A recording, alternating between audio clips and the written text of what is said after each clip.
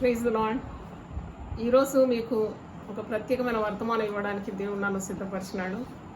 మీ అందరి కొరకు నేను ఎల్లవేళలో ప్రార్థన చేస్తున్నాను. దేవుని వాక్యాన్ని ఎంతో ఆశతో కనిపెడుతూ మరి వింటున్నందుకు నేను దేవునికి వందనాలు తెలియజేస్తున్నాను. మీకు కూడా నా అభినందనలు తెలియజేస్తున్నాను. కామెంట్స్లో మీరు అమ్మా మీ వాక్యం ప్రతిరోజు మాకు కావాలి, మీ వాక్యం కొరకు మేము ఎదురు చూస్తున్నాము, మీ కొరకు ప్రార్థన చేస్తున్నాము అన్నప్పుడు నాకు చాలా సంతోషమైంది.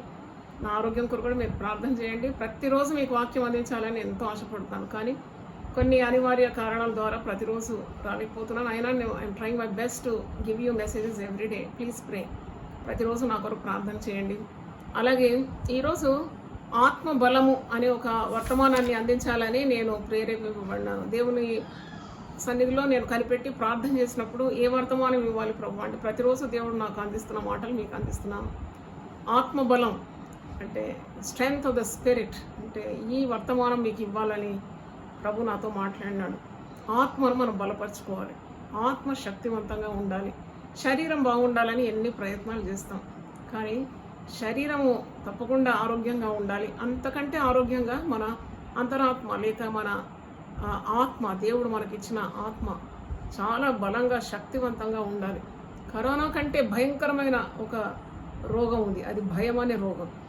It is verse than corona virus. ఈ భయమైన వైరస్తో మరి ఎన్ని ప్రమాదాలు మన జీవితంలో మనం ఎదుర్కోవాల్సి వస్తుంది. భయము చాలా ప్రమాదకరమైనది. మనం నశింపజేసేది మన భయమే. కాబట్టి ఈ భయాన్ని అణచివేయాలంటే నీలో ఉన్న ఆత్మ చాలా దృఢంగా, బలంగా, శక్తివంతంగా ఉండాలి. శక్తివంతమైన ఆత్మ ఉన్నప్పుడు నువ్వు ఏదైనా ఎట్టి సంఘటనైనా ఎదుర్కోగలుగుతావు. కానీ నీ ఆత్మ బలహీనమైనప్పుడు, ఒక నలిగిన ఆత్మ దేన్ని కూడా తట్టుకోలేదు జీవితంలో. కాబట్టి నీ ఆత్మను నువ్వు బలపరచుకోవాలి. ఆత్మ బలం అనే సందేశాన్ని మీరు శ్రద్ధగా ఆలకించండి. పరిశుద్ధ గ్రంథంలో సామెతల గ్రంథం 18:14 ఒక మాట ఉంది. ప్రాబ్స్ 18:14 నరుని ఆత్మ వాని వ్యాధినోర్చు, నలిగిన హృదయం ఎవడు సహింపగలడు. నరుని ఆత్మనంట వాని వ్యాధినోర్చుతుందంట. ఒకప్పుడే ప్రభు చెప్పిన మాట గుర్తొచ్చింది. శిష్యులతో అంటాడు, మీరు పరిశుద్ధాత్మ శక్తి పొందుకోవాలి, లేకుంటే మీరు ఈ సేవలో నెగ్గలేరు. మీరు యెరూషలేములో వేచి ఉండి పరిశుద్ధాత్మ శక్తి కొరకు మీరు కాచుకొని ఉండండి. పరిశుద్ధాత్మ మీ మీదకి వచ్చినప్పుడు శక్తి పొందుకుంటారు. ఎందుకన్నాడు ఆ మాట ప్రభు అన్నప్పుడు? చూడండి, వీరికి శారీరక బలంతో వీరు సేవ చేయలేరు. వీరికి అంతర్య పురుషుడు బలం పుంజుకొని ఉండాలి. పరిశుద్ధాత్మ శక్తి చాలా అవసరం. ఎందుకంటే సేవలో ఎన్నో అనర్థాలు, ఎన్నో ప్రమాదాలు, ఎన్నో మరి ఇరుకులు, ఇబ్బందులు, కరువు కాటకాలు, హింసలు, ఉపద్రవములు, వస్త్రహీనత, తిరుగుబాటు, మరి ఇవన్నీ ఎదుర్కోవాలంటే పరిశుద్ధాత్మ బలం కావాలని యేసు ప్రభు పునరుద్ధానుడైన తర్వాత మరి శిష్యులతో అంటున్నాడు, మీరు యెరూషలేములో కనిపెట్టండి, పరిశుద్ధాత్మ శక్తి పొందుకున్న తర్వాత మీరు సర్వలోకానికి వెళ్ళి మరి సువార్తను ప్రకటించమన్నాడు. కాబట్టి మనకు ఆత్మశక్తి కావాలి. ఇప్పుడు భయకంపితమైన రోగం ఇది కరోనా వైరస్. ఎప్పుడు వస్తుందో తెలియదు, ఎప్పుడు మన ప్రాణాలను మింగేస్తుందో మనకు తెలియదు. అయినా మనకేం భయం లేదు. మన విశ్వాసంలో మనం దేవుని బిడ్డలం. మన ఆత్మ పటిష్ఠితం చేసుకోవాలి. How to make your inner man strong అంటే ఈ ఆత్మ బలాన్ని ఎలా పుంజుకోవాలి నువ్వు అన్నప్పుడు ఆత్మకు పోషణ ఎక్కువ ఇవ్వాలి. శరీరానికి మీరు ఇది తినండి, అది తినండి, మీకు రోగ నిరోధక శక్తి పెంచుకోండి అని మనం వార్తల్లో చూస్తాం. మనుషులు చెప్తూ ఉంటారు, నీకు ఇమ్యూనిటీ పవర్ కావాలి. శరీరానికి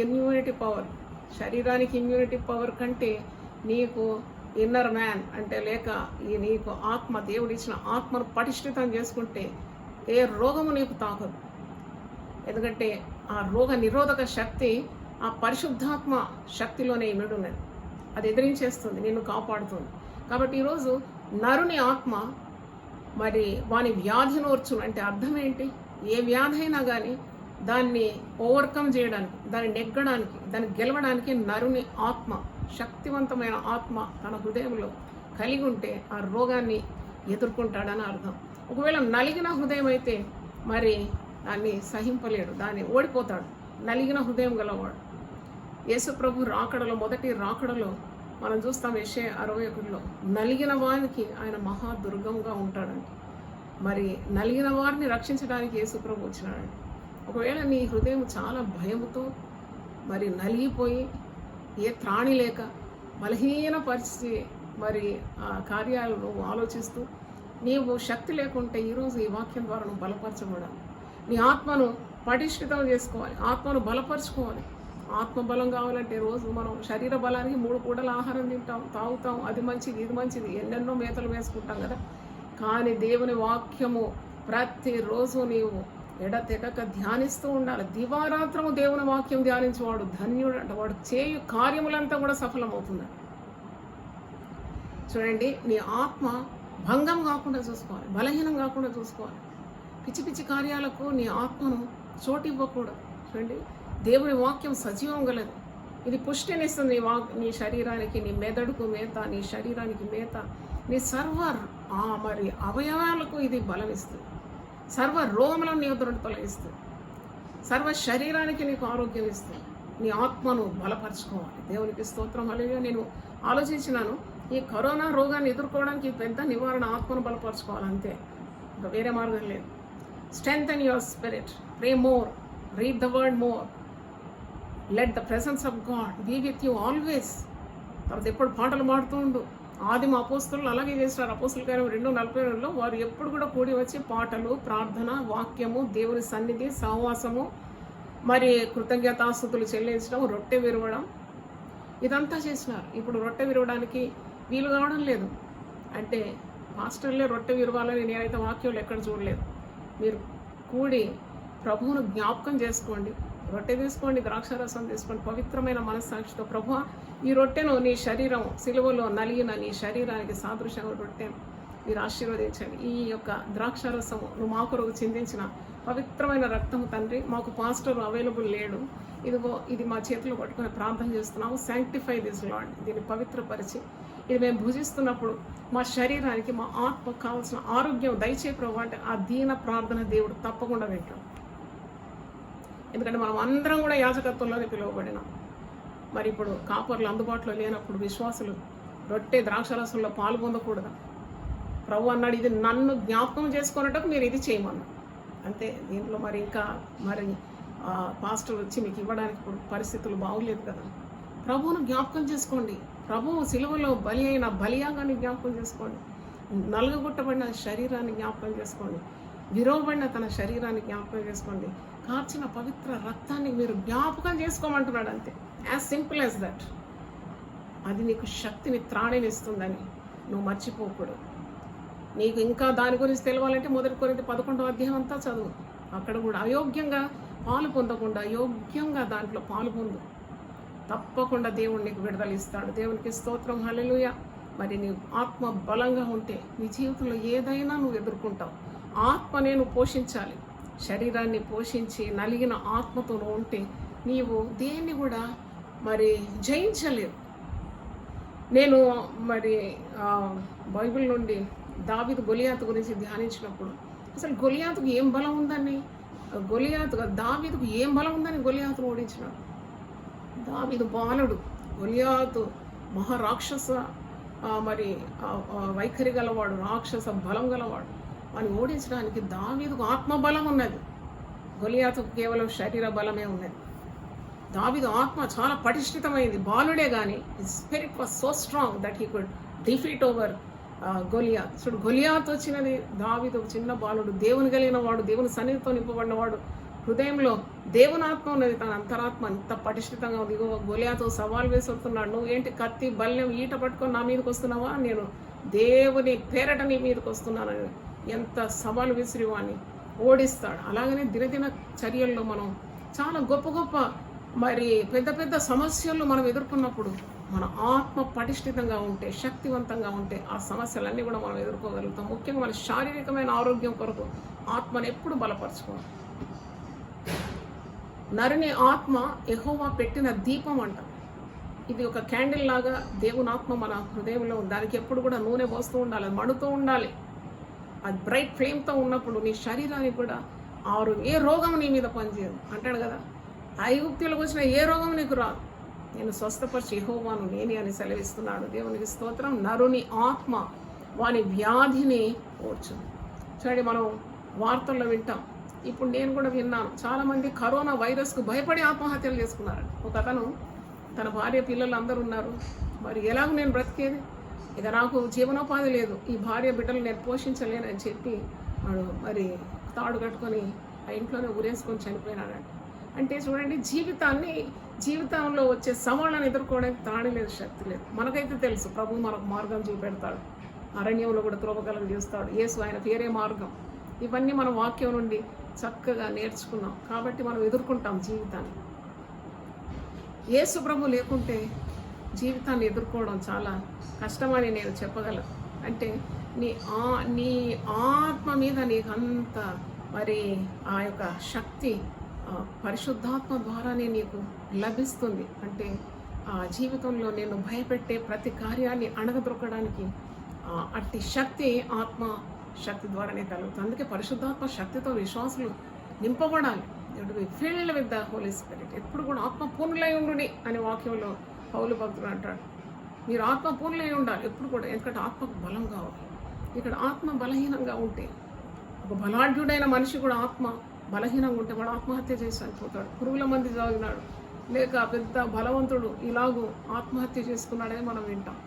చూడండి, చాలామంది గొప్ప గొప్ప వారు, సినీ తారలు, మరి బలాఢ్యులు, పైల్వాన్లు కూడా ఆత్మహత్య చేసుకుంటారు. మనకు అనిపిస్తుంది వీళ్ళకి ఏం తక్కువైందని వీళ్ళు ఆత్మహత్య చేసుకున్నారు. వాళ్ళ ఆత్మ బలహీనంగా ఉంది.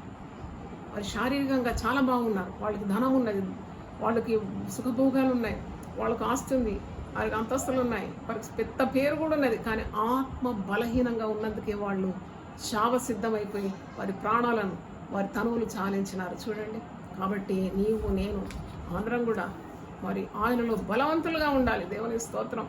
పౌలు భక్తుడు ఎఫెసీయులకు రాస్తూ 6వ అధ్యాయం 10వ వచనంలో తుదకు ప్రభు యొక్క మహాశక్తిని బట్టి క్రీస్తునందు మీరు బలవంతులుగా ఉండాలి. ఈ బలం మనం పుంజుకోవాలి. దేవునికి స్తోత్రం. మరి పౌలు భక్తుడు మరి ఒక చోట ఏమంటున్నాడో మనం చూద్దాం. కొరింథీ పత్రికలో ఒక మంచి మాట మీకు జ్ఞాపకం చేయాలి. 2 కొరింథీ పత్రిక 4వ అధ్యాయము 16 నుండి 18 వచనాలు నేను చదువుతున్నాను.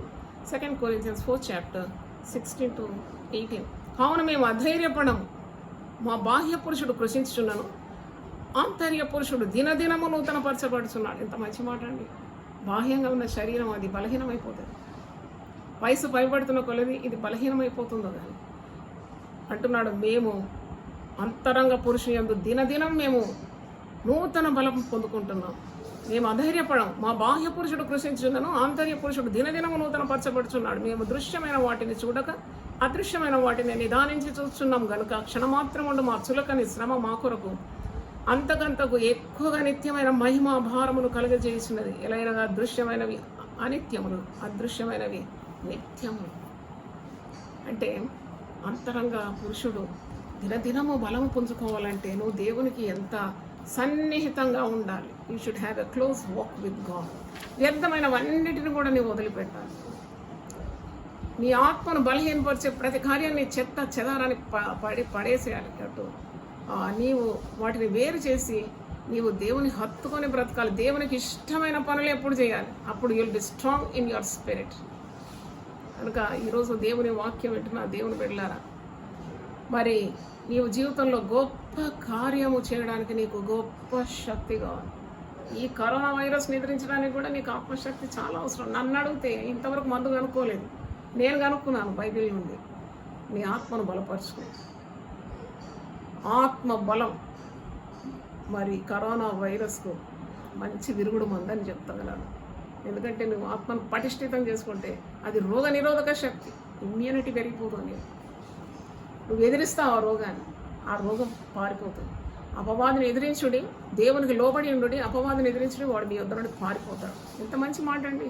అసలు పరిశుద్ధ గ్రంథంలో ఎంత హార్స్ పవర్ ఉందో నాకే వివరించడానికి ఫీల్ కాదు. కాబట్టి be strong in the spirit of God. యోబు జీవితం నేను ధ్యానించినప్పుడు యోబు భక్తుడు అన్నీ కోల్పోయి మరి మొత్తము కోల్పోయి ఎంత బాధలో ఎంత దీనావస్థలో ఉన్నప్పుడు దేవుని ఏమాత్రము ఆయన మరి అన్యాయం చేశానని చెప్పలేదండి. ఆయనకున్న ఆస్తిపాస్తులు, గొడ్లు, ఎడ్లు, గొర్రెలు మరి అన్నీ పోయినాయి. పని మనుషులు, పిల్లలు 10 మంది కూడా ఒకే రోజు చనిపోయినారు. He lost 10 children in one day. అయినా యోబు తన మరి అంతర్యంలో ఎంత శక్తి కలిగి ఉన్నాడంటే చాలా ఆశ్చర్యంగా అనిపిస్తుంది. 10 మంది పిల్లల శవాలు ఒక్కరోజు ఇంట్లో ఉంటే అసలు ఆ ఇంటి యజమానునిగా ఎలాగ ఎదుర్కొన్నాడు ఆ పరిస్థితి. మరి మనకిచ్చిన పిల్లల్లో ఒక్కరు మరణించినా మనం తట్టుకోలేము. కానీ ఇక్కడ చూసినప్పుడు ఏమంటున్నాడు చూడండి. యోబు గ్రంథం 1వ అధ్యాయం 21 నుండి చదువుతున్నా. నేను నా తల్లి గర్భంలో నుండి దిగంబరినై వచ్చి దిగంబరినై అక్కడికి తిరిగి వెళ్ళేది. యెహోవా ఇచ్చాను, యెహోవా తీసుకొని పోయాను, యెహోవా నామమునకు స్తుతి కలుగును గాక. ఈ సంగతుల్లో ఏ విషయమందున యోబు ఏ పాపము చేయలేదు, దేవుడు అన్యాయం చేశానని చెప్పలేదు. చూడండి, యోబులో ఉన్న ఆత్మ బలంగా ఉన్నప్పుడు ఈ మంచి మాటలు పలికినాడు. తర్వాత ఏమైందంటే అతనికి చర్మ వ్యాధి వచ్చి చాలా బాధపడుతున్నాడు. 2వ అధ్యాయంలో భార్య వచ్చి తూలనాడుతుంది, ఒళ్ళు గోక్కుంటున్నాడు. 2వ అధ్యాయం 8వ వచనానికి వచ్చినప్పుడు అతడు ఒళ్ళు గోక్కున్నటువంటి చిల్ల పెంకు తీసుకొని బూడిదలో కూర్చుండగా అతని భార్య వచ్చి, నీవు ఇంకను యథార్థతను మొదలుకై ఉందువా, దేవుని దూషించి మరణం కమ్మని అని. చూడండి, భార్య అంటే కష్ట పరిస్థితిలో వచ్చి కొద్దిగా ఆదరించాలి భర్తను, అది ఆమె ధర్మం అది. కానీ ఇక్కడ భార్య మాత్రం మిగిలింది. యోబు కలిగిందంతా నష్టం అయిపోయింది. పిల్లలు 10 మంది కూడా చనిపోయారు. అంతా పోగొట్టుకున్నాడు యోబు. అప్పుడు భార్య వచ్చి ఆదరించే బదులుగా అంటున్నది, ఈ ఒళ్ళంతా గోక్కుంటూ చిల్ల పెంకుతో యోబు ఇంత శ్రమ పడుతుంటే భార్య వచ్చి మంచి మాట మాట్లాడలేదు. ఏమంటుందంటే, ఇంకా నీ యథార్థతను వదలకుండా ఇంకా దేవుడు దేవుడు దేవుడు అంటున్నావా, నీవు నీ యథార్థతను వదిలేసి దేవుని దూషించి మరణమైపో, చావు అని అంటుంది. అప్పుడు ఎంత బాధపడినాడు యోబు. యోబు ఎంత బాధపడినాడంటే మనసులో అతని స్నేహితులు కూడా అతన్ని ఆదరించడానికి లేరు. His own friends did not come to his rescue. పైగా విమర్శిస్తున్నారు. అప్పుడు ఎంత బాధ, కుమిలిపోయినాడట. ఆత్మ ఏమైందంటే నలిగిపోయింది. బలమైన ఆత్మ పటిష్ఠితంగా ఉన్నప్పుడు 10 మంది పిల్లలు చనిపోయినా, ఉన్నదంతా కోల్పోయినా, యెహోవా ఇచ్చాను, యెహోవా తీసుకొని పోయిన అన్న యోబు 3వ అధ్యాయంలో చూసినప్పుడు, నేను ధ్యానించినప్పుడు నాకు చాలా ఆశ్చర్యం కలిగింది. చాలా బాధపడుతున్నాడు, నలిగిపోయింది ఆత్మ. నలిగిపోయి అంటాడు 3:3, నా తల్లి గర్భద్వారములను అది మూయనందుకును, నా నేత్రములకు అది బాధను మరుగు చేయనందుకును, నేను పుట్టిన దినము లేకపోవును గాక, మగపిల్ల పుట్టెనని ఒకటి చెప్పిన రాత్రి లేకపోవును గాక, ఆ దినము అంధకారం అగును గాక, పైనుండి దేవుడు దాన్ని ఎంచకుండును గాక, వెలుగు దాని మీద ప్రకాశింపకుండును గాక. చూడండి, ఒక్కసారి ఇంత బాధలు చుట్టుకున్నప్పుడు మొట్టమొదట బాగానే నరుని ఆత్మ ఎంత పటిష్టంగా ఉంటే అన్ని సమస్యలను ఎదుర్కోగలరు. బాగున్నప్పుడు అన్నాడు మంచి మాట, దేవుడు ఏం అన్యాయం చేయలేదు నాకు, అన్యాయం చేసిన తన నోటితో చెప్పలేదు. అతను ఇప్పుడు ఏమంటున్నాడు 3వ అధ్యాయంలో, పుట్టిన రోజునే శపిస్తున్నాడు. ఆయన కన్న, మరి తల్లి కన్నది అసలు ఎందుకు మగపిల్లాడు పుట్టిననే మాట మరి అది వినబడకుంటే బాగుండు, అది ఆ దినం అంధకారం ఏమైపోతే బాగుండు. చూడండి, is cursing the day when he was Born. అంత బాధ అన్నమాట. చూడండి, ఇలాంటివి మన జీవితంలో సంభవించినప్పుడు మరి ఈ ప్రసంగాన్ని మీరు జ్ఞాపకం చేసుకోండి. ఆత్మ బలం, the strength of the spirit, that is very much needed. లోకంలో మీకు శ్రమ కలుగుతుంది అన్నాడు యేసుప్రభు. కలగదా అనలేదు. శ్రమ కలిగినప్పుడు యేసు ఆత్మ నీలో ఉంది, నేను బలపరిచి ఆ శ్రమను ఎదుర్కోవడానికి శక్తిని ఇస్తుంది. అదే పరిశుద్ధాత్మ శక్తి. ఆ సమస్యను జయించడానికి నీకు ఆత్మశక్తి కలుగుతుంది, నువ్వు జయిస్తావు. అందుకే పౌలు అంటాడు, పౌలు ఎదుర్కొన్న శ్రమలు మనం ఎవరైనా ఎదుర్కొన్నామా?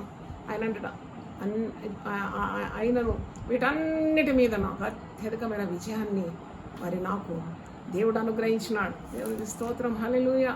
మరి ఇంకా కొన్నిసార్లు మనకు కష్టాలు వచ్చినప్పుడు మనం వణికిపోతాం, భయపడతాం, దిగులు పడతాం, బుగులు పడతాం. అయ్యో, ఆత్మ నలిగిపోతుంది. అలా నలగడానికి ఒప్పుకోకూడదు. వెంటనే నువ్వు పట్టుకోవాలి, దేవుని హత్తుకోవాలి, వెంటనే దేవుని సన్నిధిలో కూర్చోవాలి, ప్రార్థన చేయాలి, వాక్యం వెతకాలి, దేవుడిచ్చిన వాగ్దానాలు ఇవన్నీ కూడా యూపీఎఫ్లో సిద్ధపాటు చేసినాం. ఎన్నెన్ని వాగ్దానాలు, ఎన్నెన్ని నామాలు, ఉపదేశాలు, ఆదేశాలు అన్నీ. ఎందుకంటే మీ మనసులు ఖాళీగా ఉండదు, మీ హృదయం ఎప్పుడు ఖాళీగా ఉండదు, పటిష్ఠితంగా ఉండాలి. ఖాళీ హృదయంలో ఒక్క దయ్యం పోయి మరి 7 దయ్యాలు తీసుకొని వచ్చి నింపుతుందండి. ఎంత ప్రమాదకరం అండి. ఖాళీ హృదయం అని ఒక ప్రసంగం చేసినాం ఒకసారి. నీ హృదయం పరిశుద్ధాత్మతో నింపబడకుంటే, అది ఖాళీగా ఉంటే ఒక్క సైతాను పోయి ఇంకా 7 సైతాలను తెచ్చి దింపుతుందని. కాబట్టి ఎప్పుడు ఖాళీగా ఉంచుకోవద్దు. ఆత్మ పూనలై ఉండాలి, పాటలు పాడాలి, ప్రార్థన చేయాలి, వాక్యం ధ్యానించాలి, మరి ఒకరితో ఒకరు మరి దేవుని కార్యాలు పంచుకోవాలి. ఇప్పుడు ఈ లాక్డౌన్ పీరియడ్లో నువ్వు ఒకరినొకరు పురికలుపుకోవాలి. ఫోన్లు చేసి నీ ఇంట్లో కూరగాయలు ఉన్నాయా, రేషన్ వచ్చిందా, పాలోడు వచ్చినాడు, ఆ మాటలు కాకుండా దేవుని వాక్యం వల్లించాలి. సిస్టర్, మనం ఇద్దరం కలిసి ప్రార్థన చేద్దాం, బ్రదర్ మనం ప్రార్థన చేద్దాం, బ్రదర్స్ సిస్టర్స్ అందరు కలిసి చక్కగా ఫోన్ ద్వారా మంచి కాంటాక్ట్ పెట్టుకొని ప్రార్థనలు చేస్తే, online prayers, online Bible study ఇవన్నీ చేయొచ్చు, ఆరాధన చేయొచ్చు. ఎందుకంటే ఇది మన ఆత్మలకు బలాన్ని ఇస్తుంది. ఆత్మ బలంతో పుంజుకుంటుంది. దేవుని స్తోత్రం. ఒకరినొకరు పొరికొల్పుకోవాలి. తర్వాత మనం వాక్యంలో చూస్తున్నాము, దావీదు తన జీవితంలో ఎన్ని బాధలు ఎదుర్కొన్నాడండి. మొదటి సమూయేలు గ్రంథం 30వ అధ్యాయంలో మీరు చూస్తారు. అన్నీ పోగొట్టుకున్నాడు. భార్య పిల్లలు కూడా పోగొట్టుకున్నాడు. శత్రువులు పైబడి ఉన్నదంతా ఒలుచుకున్నారు. బాగా ఏడ్చినాడంట. మొదటి సమూయేలు 30వ అధ్యాయం 4వ వచనంలో ఏడ్చుటకు శక్తి లేనంత బిగ్గరగా ఏడ్చినాడు. నలిగిపోయింది తన ఆత్మ. నలిగిపోయినప్పుడు తర్వాత 6వ వచనంలో ప్రార్థన చేస్తాడు. మొదటి సమూయేలు 30వ అధ్యాయం 6వ వచనంలో దావీదు యెహోవాను బట్టి ధైర్యం తెచ్చుకో. దేవుని స్తోత్రం. ఈ పరిస్థితులన్నీ ప్రతికూలంగా ఉంది. రోజు మరణ వార్తలు వింటున్నావు. రోజు నువ్వు చూస్తున్నావు. తెలంగాణలో ఎంతమంది మరణించినారు, ఆంధ్రాలో ఎంతమంది మరణించినారు, మహారాష్ట్రలో ఎంతమంది మరణించినారు, కేరళలో ఎంతమంది మరణించినారు, భారతదేశంలో ఎంత మరణించినారు, ఐర్లాండ్లో ఏమైంది, ఇటలీలో ఏమైంది, న్యూయార్క్లో, ఇవన్నీ మరి నీకు భయకంపితమైన వార్తలు. యేసు తట్టు చూడు, దేవుని వాక్యాన్ని పఠించు, ప్రార్థన చేయి. రోగం నీ దరిదాపుకురాదు. ఎందుకంటే నీవు ఇమ్యూనిటీ కలిగి ఉంటావు. రోగ నిరోధక శక్తి పెరిగిపోతుంది. నీ ఆత్మ పటిష్ఠితమైపోతుంది. మీకు అర్థం కావాలని ఒక మాట చెప్తున్నాను. చూడండి, మీరు గ్యాస్ బర్నర్ మీరు ఆన్ చేసినప్పుడు బ్లూ ఫ్లేమ్ వస్తుంది కదా, ఆ బ్లూ ఫ్లేమ్ దగ్గర ఏదన్నా ఒక ఈగ కానీ దోమ కానీ వచ్చి వాలి కూర్చోగలుగుతుందా? అదనమాట పరిశుద్ధాత్మ శక్తి అంటే. నిన్ను ఆవరించేస్తుంది. నువ్వు దాని మీద విజయం పొందుకుంటావు. చూడండి, దావీదు ఏ విధంగా ధైర్యం తెచ్చుకున్నాడు, యెహోవాను బట్టి ధైర్యం తెచ్చుకున్నాడని వాక్యంలో ఉన్నాడు. అలాగే అపోస్తుల కార్యం 5వ అధ్యాయం 40 నుండి 42 వచనాలు నేను చదువుతున్నాను. ఎంత గొప్ప గొప్ప కార్యాలు అపోస్తలులు చేసినారు. ఎంత తిరస్కారాన్ని వారు ఎదుర్కొన్నారు. ఎంత భయకంపితమైన పరిస్థితుల మీద వారు విజయాన్ని సాధించినారు. దొమ్మిగా వచ్చే జనాలు ఒకరోజు వారిని కొట్టినప్పుడు కూడా వారు ఎంత మరి శక్తివంతమైన సేవలు చేసినారండి. చూడండి, అపోస్తుల కార్యం 5:40 నుండి 42 వచనాలు చదువుతున్నాను. సువార్త సేవలో హింసలు, దెబ్బలు, ఎదురుశక్తులు, ఎదురీతనే. సువార్త సేవ అంటేనే ఎదురీత. ధైర్యం కావాలి. సేవకు పరిశుద్ధాత్మ శక్తి కావాలి. అపోస్తుల కార్యం 5:42 వారు అతని మాటకు సమ్మతించి అపోస్తులను పిలిపించి కొట్టించి యేసు నామమును బట్టి బోధింపకూడదని ఆజ్ఞాపించి వారిని విడుదల చేసి కొట్టినారంట. బాగా కొడితే ఎవరికైనా నొప్పిలేస్తుంది. కానీ ఒక్క కొట్టుతోటి సేవ ఆపలేవాడు. వాళ్ళు ఏం చేస్తున్నారు చూడండి, దెబ్బలు తిన్నారు దేవుని నామం నిమిత్తం. ఆ నామం కొరకు అవమానం పొందుటకు పాత్రులమని ఎంచబడినందున వారు సంతోషించు మహాసభ ఎదుట నుండి వెళ్ళిపోయి ప్రతి దినము దేవాలయంలోనూ ఇంటింటను మానక బోధించు యేసే క్రీస్తుని ప్రకటించుండి. దెబ్బలు పడ్డాయండి, అయినా కానీ వారు మానలేదు సేవ. వారు ఏం చేసినారంటే, ఇంత భాగ్యమా, దేవుని నామం కొరకు దెబ్బలు తినడం మా భాగ్యం అని అందించుకొని వారు తిరిగి వెళ్ళి సంతోషంగా వెళ్ళి ప్రతి దినం ఇంటింటికి పోయి సువార్త మానక బోధించి సువార్తను ప్రకటించినారట. 2 చేతులెత్తి దేవుని స్తుతిద్దాం. హల్లెలూయా. ఈ దినాల్లో అనేక మంది బోధకులు, సేవకులు చాలా నిరుత్సాహపడుతున్నారు. అయ్యో మా భవిష్యత్తు ఏంటి, అయ్యో మేము సేవకులుగా వచ్చినాము కానీ ఇప్పుడు మమ్మల్ని ఎవరు పోషిస్తారు, మరి మా యొక్క పిల్లల గతి ఏంటి, మేము ఎలా బ్రతకాలి. చూడండి, పల్లెలలో ఎంతమంది దీనమైన సేవకులు ఉన్నారు. వారికి పూట గడవదు. వారికి పరిచర్య లేకుంటే, వారికి కానుకలు లేకుంటే వారి విషయం మీరు ఆలోచించినారా? దశమ భాగాలు కానుకలతో వారు బ్రతకాలి. వారి పిల్లల పోషణ, చిన్న మంద ఉంటుంది, వారిని నేర్చుకోవాలి. ఇప్పుడు లాక్డౌన్ అయితే అట్టి కాపర్ల గురించి ఎవరైనా ఆలోచిస్తున్నారా? నేను చేతులు జోడించి పెద్ద పెద్ద సేవకులకు ఒక మనవి చేస్తున్నాను. మీకు యేసుప్రభు ప్రేమ ఉంది మీలో హృదయంలో మండితే దయచేసి ఈ చిన్న చిన్న కాపర్లకు, దిక్కుతోచని కాపర్లకు సహాయపడండి. దేవుడు మిమ్మల్ని గొప్పగా ఇంకా ఇంకా ఎన్నో రెట్లు మరి దేవుని ఆశీర్వాదాలు మీ మీదకి, మీ పరిచర్ల మీదకి వస్తుంది. దయచేసి హెల్ప్ చేయండి. నాకు వీలున్నంత సహాయం నేను ప్రతిరోజు ఏదో మరి సేవకులకు నేను సహాయపడుతున్నాను. ఎవరు చెప్పడం లేదు. ఎందుకంటే కుడి చేతితో చేసింది ఎడవ చేతి తెలియదన్నాడు కదా. నా వీలున్నంత మట్టుకు నేను సహాయపడుతున్నాను. కానీ నేను మీ మనవి చేస్తున్నాను, ఎంతెంతో దేవుడు మీకు ఇచ్చినాడు కదా. ఈ పేద సేవకులను ఒక్కసారి జ్ఞాపకం చేసుకొని వారి అడ్రస్లు పట్టుకోండి. వారికి ఏ విధంగా మీరు సహాయం అందిస్తారు. ఎందుకంటే చాలామంది నిరుత్సాహపడుతున్నారు. తిరిగి వాళ్ళ జీవనోపాధి వెళ్ళిపోదామని అంటున్నారు, చచ్చిపోదాం అంటున్నారు. పొద్దున్న ఒక కాపరి నాకు ఫోన్ చేసి, అమ్మ నాకు ఇంకా బ్రతకాలని ఆశ లేదు, ఎందుకంటే నాకు నా భార్య బిడ్డలు పోషించే మార్గమే లేదా, నాకు రేషన్ లేదు, నాకు ఏది లేదు, ఏం చేయాలమ్మా, నాకు సంఘమే లేదు, ఇప్పుడు లాక్డౌన్ అయిపోయింది కదా, మేము ఒక పూరి గుడిసెలో ఆరాధించుకుంటాం, అది కూడా లేదమ్మా ఇప్పుడు అంటే. వెంటనే నేను ఒక చిన్న కానుక పంపిస్తున్నాను, అయ్యా ఇంటికి కావాల్సిన సరుకులన్నీ కొనుక్కో, నువ్వు అట్లా నిరుత్సాహపడొద్దు. ఎందుకంటే దేవుడు గొప్ప దేవుని సేవకులు, మహోన్నతుడైన దేవుని స్థుతి. ఆయన నీ పొట్ట నింపకుండా ఉంటాడా? నీ బిడ్డలు చూడకుండా ఉంటాడా? నీ కుటుంబాన్ని నడిపించకుండా ఉంటాడా? దేవుడు నమ్మదైన వాడు అని చెప్పిన దేవుని స్తోత్రం. తిరిగి పురికొల్పినాను ఆయన. నేను ఎందుకు చెప్తున్నానంటే, మనం పరిచర్యలో ప్రేమ లేకుంటే అది నిష్ఫలం. ప్రేమ లేని పరిచయం నిలవడు. దేవుడు మరి ప్రశంసించాడు. కాబట్టి కనికరంతో మనం పని చేయాలి. దీన సేవకులను, దరిద్రులను జ్ఞాపకం చేసుకోవాలి. వాళ్ళు తమ దర్శనాన్ని పోగొట్టకుండా చూడడం కూడా మన బాధ్యత అయి ఉన్నది. అందుకే చూడండి, ఈ అపోస్తలులు ఎన్ని ఇబ్బందులు ఎదుర్కొంటున్నారు, అయినా సేవ చేస్తున్నారు. నేను ఈ పేద సేవకులతోటి చెప్పే ఒకే మాట, మీరు విడవకండి. దేవుడు నమ్మదగిన వాడు. మీకు ఏ దిక్కు నుండి సహాయం దేవుడు పంపిస్తాడు. మా నాన్నగారు కేరళ నుండి వచ్చినప్పుడు కేవలం బైబిల్ పట్టుకొని వచ్చినాడు. ఆస్తిపాస్తులు అన్నీ వదిలిపెట్టి వచ్చినాడు. అమ్మ నాన్న యవ్వనంలో 19 సంవత్సరాలు 16 సంవత్సరాలు మా తల్లిదండ్రులు మరి ఏం చూసి రాలేదు. ఇక్కడ వచ్చినారు విశ్వాసంతో, నీతిమంతులు విశ్వాసములో మనం బ్రతుకుతారు. చూడండి, వారు ఎన్ని సంవత్సరాలు ఇక్కడ సేవ చేసినారు. 65 సంవత్సరాలు నా తండ్రి సేవ చేస్తున్నాడు. ఎవరిని చేయి దాచి ఒక్క పైసా అడగలేదండి. ఆయన మోకరించి కన్నీళ్లు గార్చి ప్రార్థన చేసేది. మా ఇంటికి వచ్చేసేది రేషన్ అంతా. మాకు కావాల్సిన ఫీజులు కట్టడం, మాకున్న ఖర్చులన్నీ తీరిపోయాయి. నేను ఇంతగా సేవలో బలం పుంజుకోవడానికి కేవలం మా నాన్నగారి జీవిత చరిత్ర. ఎందుకంటే అక్షరాల నేను దగ్గరుండి చూసిన. నేను ఒక మరి నాస్తికురాలుగా నా యవన జీవితాన్ని గడిపిన.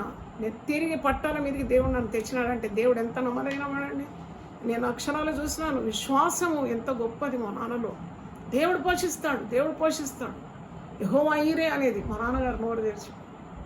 అయితే అలాగ అద్భుతాలు నేను చూసాను. కాబట్టి ఏ సేవకుడు కూడా ఈ దినాల్లో సేవను వదిలి వెనకంజం వేయకూడదని మనస్ఫూర్తిగా ప్రేమతో వారిని కోరుకుంటున్నాను. దేవుడు ఎక్కడ ఉండేస్తాడు. ఏలియాకు కాకిల ద్వారా పోషించలేదా? ఉదయము సాయంకాలం రొట్టె మాంసం ఆ కేరీతో బావు దగ్గర ఏలియా మరి ఆహారం చేత పోషింపబడలేదా?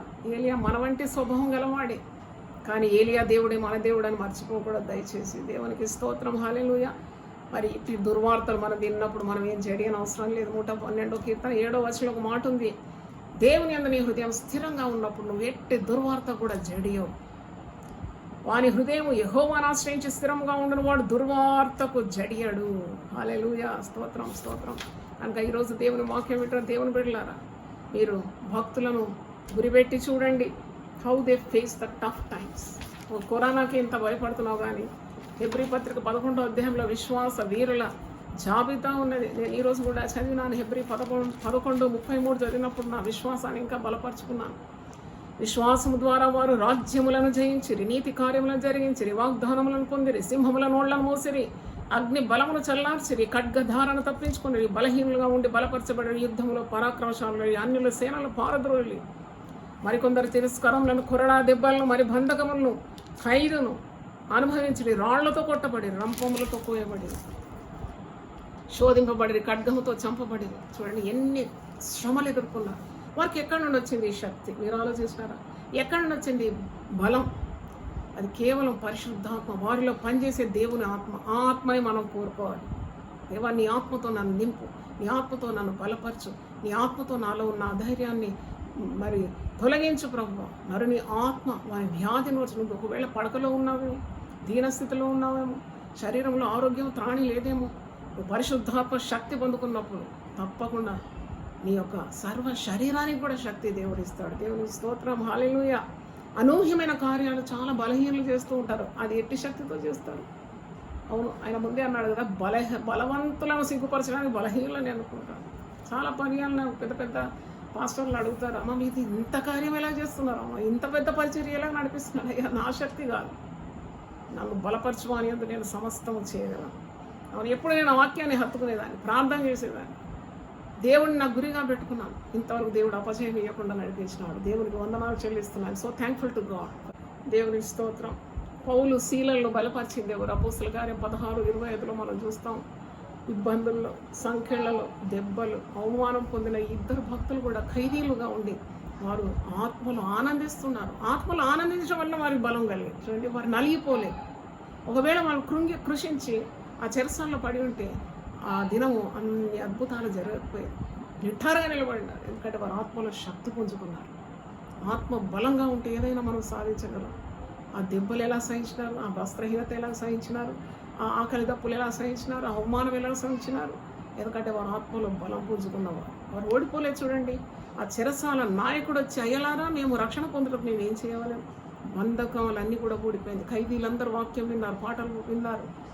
అక్కడంతా గొప్ప ఆత్మ కార్యాలు, అద్భుతాలు జరిగింది. నేను ఆరాధనలో అద్భుతాలను ప్రసంగం చేసిన దాంట్లో వివరించినాను. కనుక ఈరోజు దేవుని వాక్యం వింటున్న దేవుని బిడ్డలారా, అపోస్తలుడైన పౌలుడు ఎన్నో శ్రమలు ఎదుర్కొన్నారు. స్టెఫెను కూడా, మీరు స్టెఫెను ఎదుర్కొన్న శ్రమలు అపోస్తల కార్యం 7వ అధ్యాయము మరి 60వ వచనంలో మీరు చూస్తే స్టెఫెను ఏ విధంగా మరి మరణాన్ని ఎదుర్కొంటున్నాడు చూడండి. మరణం సమయంలో కూడా ధైర్యాన్ని విడవకుండా మరి జనసమూహము గమ్మిగా వచ్చి రాళ్లతో కొట్టి చంపుతున్న సమయంలో కూడా తన ధైర్యాన్ని వదిలిపోలేదు. ఎందుకంటే his spirit is very strong. Stephen గురించి నేను చదువుతున్నప్పుడు ఆయన ఆత్మతోనూ బలముతోనూ నిండిన వాడై స్టెఫెను మరణాన్ని ఎదుర్కొన్నాడు. దాని రహస్యం మీకు చూపెడతాను. His spirit was very strong. ఆత్మ బలం అనే ప్రసంగం మీరు వింటున్నారు కదా.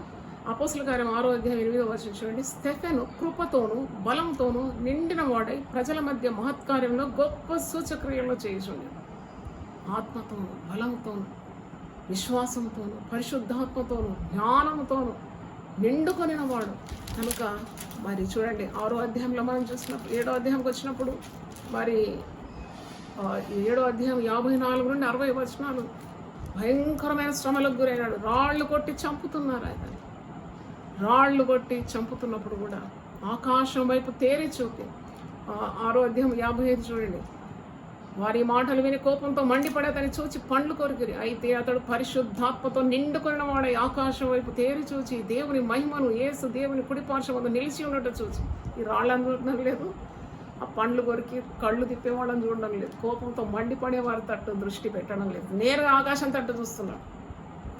తండ్రి అయిన దేవుని కుడిపార్శ్వమందు యేసు ప్రభు నిలిచి ఉండి మరి నిలిచి ఉండట, ఆకాశం తెరవబడట, మనుష్య కుమారుడు దేవుని కుడిపార్శ్వమందు నిలిచి ఉండట చూస్తున్నాడు. అప్పుడు వారు పెద్ద కేకలు వేసి చెవులు మూసుకొని ఏకంగా అతని మీద పడి పట్టణపు వెలుపలికి అతను వెళ్ళగొట్టి రాళ్ళు రువ్వి చంపిరి. ఇంత క్రూరమైన మరణం ఎదుర్కోవాల్సి వచ్చిన 60వ వచనం చూడండి. అతడు మోకాళ్ళలోని ప్రభువా వారి మీద ఈ పాపము మోపకమని గొప్ప శబ్దంతో పలికాను. ఎంత శక్తి కావాలండి! క్షమించాలంటే చాలా శక్తి కావాలి, ఆత్మశక్తి కావాలి. ఒక మనిషిని మనల్ని ఇబ్బంది పరిచి, మనల్ని కొట్టి తిట్టి అవమానానికి గురి చేసి, మనల్ని చిత్రహింస చేసిన ఒక వ్యక్తిని క్షమించాలంటే యేసు శక్తి కావాలి, ఇంకా వేరే శక్తితో వీలు కాదు. ఇంత బాధ పెట్టిన ఆ జనసమూహాన్ని కొరకు విజ్ఞాపన ప్రార్థన చేస్తున్నాడు. ఏమని విజ్ఞాపన ప్రార్థన చేస్తున్నాడు? ప్రభువా వారి మీద ఈ పాపం మోపకమని గొప్ప శబ్దంతో పలికి ఈ మాట పలికి నిద్రించాడు. కానీ ఒక అద్భుతం జరిగింది. సౌలు అనే యవనస్తుడు మరి ఈ యొక్క కార్యానికి సాక్షిగా నిలబడుతున్నాడు. అతనికి మార్పు రావడం, గొప్ప అపోస్తలుడు కావడం చూస్తున్నాం. దేవునికి స్తోత్రం. ప్రభువు నందు ఇప్పుడు కూడా మనం చేసే ఏ కార్యం కూడా నిష్ఫలము కాదు. కనుక ఈరోజు దేవుని వాక్యం ఇట్లా దేవుని పిల్లారు, మీరు ఆత్మను పటిష్ఠితం చేసుకోవాలి, ఆత్మ బలంగా ఉండాలి, మీ ఆత్మ పుష్టిగా ఉండాలి. నరుని ఆత్మ వాని వ్యాధి నోర్చునని సామెతలు 14వ వచనంలో చూస్తున్నాం. నలిగిన ఆత్మను ఎవడు సహింపగలడు? నీ ఆత్మను నలగనివ్వకూడదు. Your spirit should not be crushed by the things you see around, by the happenings what you hear around you. Be strong in the spirit. దేవుని ఆత్మ చేత మీరు బలపరచబడాలి. దేవునికి స్తోత్రం. వాక్యాన్ని పఠించండి, పాటలు పాడండి, ప్రార్థనలో గడపండి. ఎప్పుడు 24 గంటలు తిండి మీద కాదు, దేవుని ఆత్మ నీలో ఉన్న ఆత్మను బలపరచుకోవడానికి కావలసిన మేతను వేయండి. అంతరంగ పురుషుడు దినదినము పుష్టిని ఉండాలి, పటిష్ఠితంగా ఉండాలి. ఎన్నెన్ని ప్రమాదాలు మనం ఎదుర్కోవాల్సి వస్తుందో మనకు తెలియదు. What is going to happen today we do not know, but we don't fear because our spirits are strong to face any consequences. మన ఆత్మ బలంగా ఉంది ఎట్టి పరిస్థితిని కూడా ఎదుర్కోవడానికి. ప్రార్థన చేసుకుంటాం. God bless you. ప్రభువా నీ పరిశుద్ధ నామములో స్తోత్రం చెల్లిస్తున్నాను. గొప్ప దేవా, ఈరోజు ఆత్మ బలము అనే ఒక మరి సందేశాన్ని మాకు ఇచ్చినందుకు వందనాలు చెల్లిస్తున్నాను. శరీరం బలపరుచుకోవడానికి ఎన్నో విధాల ప్రయాసపడుతుంటాం, కానీ ఆత్మ సంగతి ఏంటి? ఆత్మ బలంగా లేకుంటే మేము కృషించిపోతాం, నలిగిన ఆత్మ గలవారం అయిపోతాం. సమస్యలు ఎదుర్కోవడానికి మాకు ప్రాణి శక్తి లేకుండా మేము పడిపోతాం. కనుక ఈరోజు నీవే మాట్లాడినావు, నీ దాసురాలతో మాట్లాడినావు. ఆయన నీకు స్తోత్రం. తుదకు ప్రభు యొక్క మహాశక్తిని బట్టి మా ఆత్మలను మేము బలపరుచుకోవాలి, బలవంతులుగా ఈ లోకంలో ఉండాలి. ప్రభు నీకు స్తోత్రం. మా అంతరంగ పురుషుడు మరి తండ్రి దినదినం బలాభివృద్ధి పొందాలి. మా బాహ్య పురుషుడు పురుషించిన అంతరంగ పురుషుడు దినదినము నూతనత్వం పొందుకోవాలని మేము ఆశతో నీ వాక్యాన్ని పఠించడం, ప్రార్థన చేయడం, వాక్యం వినడం, దాని ప్రకారం జీవించడం, ప్రభుత్వ సన్నిహితమైన సంబంధం కలిగి ఉండడం, ప్రభుత్వం నడవడం, ఇదంతా మాకు చాలా అవసరం. గొప్ప దేవానికి వందనాలు చెల్లిస్తున్నాం. కృపగల తండ్రి, దేవుని వాక్యం విన్న ప్రతి ఒక్కరిని కూడా మీరు పరిశుద్ధాత్మ శక్తితో నింపుమని, ముఖ్యంగా ఈ కరోనా వైరస్ కొరకు ప్రార్థిస్తున్నాం. వీటి కొరకు విశ్వాసం ఎప్పుడు కూడా భయపడకూడదు. తప్పకుండా నీవు దీన్ని అంతమొందిస్తామని, ప్రశాంతమైన వాతావరణం తిరిగి దయచేస్తామని, ఆనాడు గాలి సముద్రాన్ని ఒక్క గద్దెంపుతో అణిగిపోమ్మనగా ప్రభు, అది అణిగి మిక్కిలి నిమ్మలమైన రీతిలో ఈ కరోనా వైరస్ అణిగిపోవాలని ప్రార్థన చేస్తాం. ప్రజలకు ఈ లాకౌట్ నుండి విడుదల మీరు దయచేయమని, సర్వ స్వాతంత్రము దయచేయమని, తిరిగి మేము సంతోషంగా ఆత్మతో సత్యంతో నేను ఆరాధించే ఆ మంచి రోజులు మాకు దయచేయమని, ప్రతి కుటుంబాన్ని ఆశీర్వదించి దేవుని వాక్యం వింటున్న ఎవరికి ఏ కీడు రాకూడదని, ప్రతి కీడును యేసు నామములో బంధిస్తున్నాను. గొప్ప దేవుడు నీ శక్తి కుమ్మరించమని యేసు దివ్యనామములో అడుగుతున్నాను తండ్రి. ఆమేన్. దేవుడు మన సమృద్ధిగా దీవించును గాక. God bless you.